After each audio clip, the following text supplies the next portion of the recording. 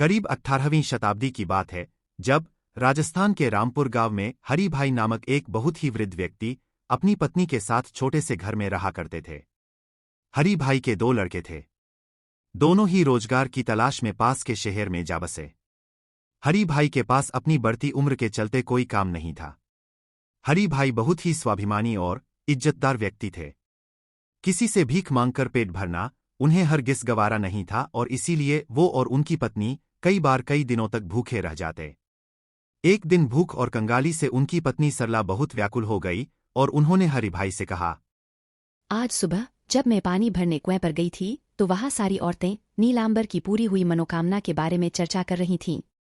पहाड़ी के नीचे जो गुफा के पास कुलदेवी मंदिर है, वह बहुत ही सिद्ध मंदिर है। कुलदेवी कभी किसी को खाली हाथ वापस नहीं भेजती। हमें भी देवी माँ से प्रार्थना करनी चाहिए, वो ही हमारी मुश्किलों को दूर करने में हमारी सहायता करेंगी। हरिभाई को सरला की बात जच गई और उसने कुलदेवी मंदिर जाने का निश्चय किया। हरिभाई का वृद्ध शरीर भूख और प्यास से बहुत कमजोर हो चुका था। पूरे दिन में धीरे धीरे रास्ता तय करते हुए जब वे कुलदेवी मंदिर पहुंचे तब तक बहुत देर हो चुकी थी और मंदिर के दरवाजे बंद हो रहे थे। भूख और थकान से व्याकुल हो वह वृद्ध मंदिर की सीढ़ियों पर बैठ गए और थक कर वहीं सो गए। अचानक आधी रात के करीब हरिभाई को ऐसा लगा मानो उन्हें कोई आवाज लगा रहा हो। मंदिर में विराजमान कुलदेवी उनका नाम पुकार रही थीं। मंदिर के अंदर उन्होंने अपने सामने कुलदेवी को साक्षात खड़े देखा। हरिभाई मां के पैरों पर गिर पड़े और रोते रोते उन्हें अपने जीवन की सारी व्यथा कथा सुनाने लगे। उन्होंने अपनी और अपनी पत्नी की गरीबी और बेहाली के सारे किस्से मां को सुनाए। कुलदेवी मां ने हरिभाई की सारी बातें सुनी और यकायक उनके हाथों में चांदी का एक बहुत बड़ा सा कटोरा प्रकट हुआ जो चमकते हुए चांद सा प्रतीत हो रहा था। देवी ने हरिभाई को कटोरा देते हुए कहा, यह लो, ये कटोरा तुम अपने साथ ले जाओ। जब भी तुम भूखे हो तो बस इस कटोरे से तुम जो खाना चाहते हो और जितना खाना चाहते हो मांग लेना। यह कटोरा तुम्हारी हर जरूरत को पूरा करेगा। इतना कह देवी मां अंतर्ध्यान हो गईं। हरिभाई खुशी खुशी उस कटोरे को साथ लेकर अपने घर लौट गए। सरला कुलदेवी के दिए हुए वरदान से बहुत खुश हुई कि अब आखिरकार उनके बुरे दिन खत्म हुए। हरिभाई स्वभाव से बहुत ही उदार दिल था। जब भी वह अपनी छोटी सी कुटिया में बैठ स्वादिष्ट भोजन का आनंद उठाता तो उसे सदा ही अन्य गरीब और भूखे लोगों की चिंता सताने लगती। उसने अपनी पत्नी सरला से कहा, हमें जब जितना भोजन चाहिए होता है यह पात्र हमें लाकर देता है। कितना अच्छा हो अगर हम अपने इस सौभाग्य को अन्य गरीबों के साथ भी बांटें ताकि आज के बाद इस राज्य में कोई भूखा ना सोए। सरला एक नेक औरत थी। वह तुरंत इस प्रस्ताव को मान गई। उसने सुझाव देते हुए कहा, जरूर हरि, किंतु मेरी समझ में पहले हमें इस पात्र के प्रसाद को अपने राजा के साथ साझा करना चाहिए। सरला की बात मान हरिभाई ने राजा को दावत के लिए आमंत्रित करने का फैसला किया। हरिभाई सीधे राजा जी के महल जा पहुंचे। महल के सिपाहियों ने उसे अंदर जाने की इजाजत नहीं दी और उसे द्वार पर ही रोक दिया। हरि ने उन्हें समझाने की बहुत कोशिश की कि वह भले ही गरीब दिख रहा हो पर वह राजा को अपनी झोपड़ी में एक अद्भुत और भव्य दावत पर निमंत्रित करने आया है। सिपाहियों को अचरज हुआ और उसे चेतावनी देते हुए एक सिपाही बोला, अरे मूर्ख बूढ़े, क्या तुझे राजा के क्रोध और उनकी दी हुई सजा का जरा भी भय नहीं, जो तू ऐसा मजाक करने का दुस्साहस कर रहा है? इससे पहले कि कोई सुन ले, यहां से चला जा, नहीं तो पकड़कर कारागार में डाल दूंगा। हरिभाई और सिपाही की सारी बातें वहां से गुजरते एक दरबारी ने सुन ली। उस दरबारी ने हरि को पागल समझकर अपने साथ राजा के दरबार में ले जाने का निश्चय किया। उसने सोचा कि बुढ़े की बातों से राज दरबार में सबका मनोरंजन हो जाएगा और उसे राजा की शाबाशी भी मिल जाएगी। हरि ने राजा के सामने पेश होते ही राजा और रानी को एक भव्य भोजन के लिए उसके घर पधारने का निमंत्रण दिया। सारे दरबारी जोर जोर से उसकी इस हरकत पर हंस पड़े, किंतु प्रधानमंत्री ने हरि को सचेत करते हुए कहा, क्या तुम भली भांति अपने प्रस्ताव के परिणाम को समझते हो? यदि राजाजी तुम्हारे घर अगले हफ्ते आए और तुम अपना वचन पूरा करने में असमर्थ रहे तो तुम्हें इसकी कीमत अपनी जान से चुकानी होगी। राजा जी अपने सारे मंत्रियों के साथ तुम्हारे घर दावत पर आएंगे, पर याद रहे अगर कोई भी भूखा वापस गया तो तुम्हें राजा के साथ मजाक करने के अपराध में फांसी की सजा दी जाएगी। हरिभाई प्रधानमंत्री की इस बात को आदरपूर्वक मान गए। जैसे जैसे दावत का दिन नजदीक आने लगा, राजा में सच्चाई का पता लगाने की व्याकुलता और भी बढ़ गई। उन्होंने अपने एक खास सेवक को हरि के घर दावत की तैयारियों का पता लगाने भेजा।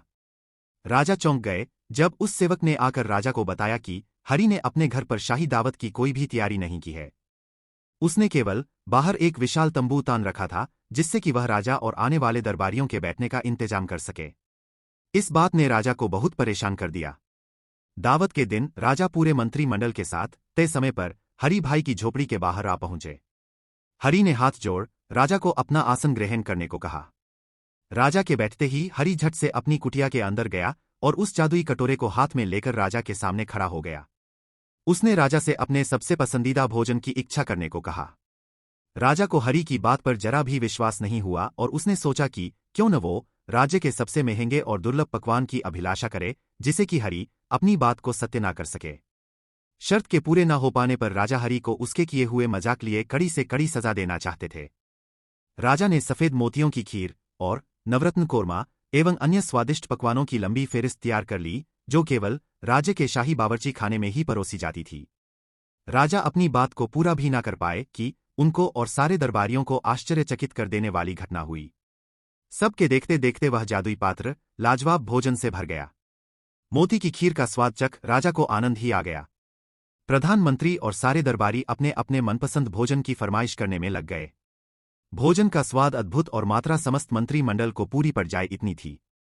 देखते ही देखते सारा तंबू भोजन की लुभावनी में हेक से भर गया। इस सारे प्रसंग ने एक व्यक्ति के दिमाग में खुराफात के बीज बो दिए।